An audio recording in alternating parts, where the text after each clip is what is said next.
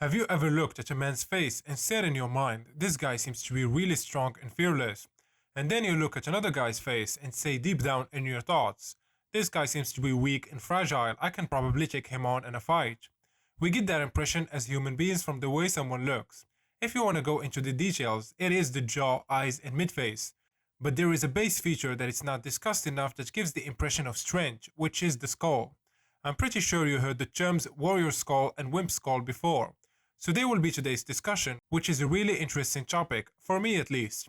This video, like many others, will be split into multiple parts. Part 1 will talk about the warrior skull versus the wimp's skull. And part 2 will talk about what makes the warrior skull attractive.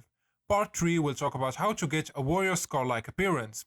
If you want to support the channel and get your face evaluated by me with personalized lookbacks and advice, link will be down in the description. If you want to read more about topics like these, you can check out my blog at neurofacerating.com. Without further ado, let's get this video started. Men with the so-called warrior skull shape are perceived by others as alpha males or hunters, while people with the appearance of a wimp are subconsciously perceived as beta males or prey. What are the signs that set both skull shapes apart? Let's get into it. American bodybuilder Nick Poulos has the classic male warrior skull. The first impressions of others about his appearance may be masculinity, dominance, strength, and it instills fear. On the other hand, the appearance of the famous American comedian Gilbert Gottfried and Canadian actor Michael Cera is a typical example of nerd. First impressions of their appearance can be as follows: effeminate, submissive, weak, and repressed. It should be noted that this first impression is made solely by their appearance and has nothing to do with their true personality. Nevertheless, it is impossible to disagree with the veracity of this first impression, which is confirmed by the studies of the preferences of women, who from photographs chose the man they liked the most. It is not difficult to guess that this was the type of male warrior. Therefore, let's take a closer look at what the features of both types are and how they differ.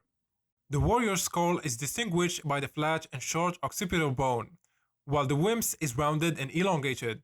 Warrior has a thick and short neck, while the nerd or wimp's neck is thin and fragile. The warrior skull has a strong and forward jaw.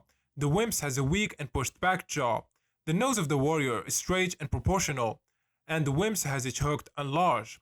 The warrior skull has a strong and protruding brow, while the wimp's has a flat and slightly rounded. The forehead of the warrior is short and oblique, while the forehead of the wimp is long, almost vertical. The front part of the warrior skull is larger than the back, while the wimp's is the opposite. A large back of the skull is a sign of children and adolescents, while a developed front is a sign of masculine men. It is no coincidence that actors with the warrior skull type are selected for the roles of male heroes in films, since it gives the impressions of masculinity and strength. Conversely, when it is necessary to give the impressions of weakness and downtroddenness, men with the appearance of a nerd are invited to the role. The same features are taken into account by artists when creating comic book characters.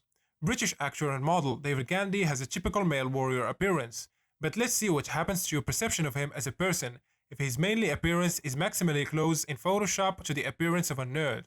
Agree you will perceive these two types of appearances in completely different ways. So what can you do to get a warrior skull-like appearance? So always cut the hair on the back of your head and the top of your head shorter.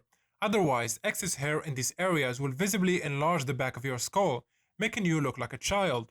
Train your neck muscles. An increase in muscle thickness in this area masculinizes any man and reduces the appearance of an elongated, rounder occipital bone. Grow a beard.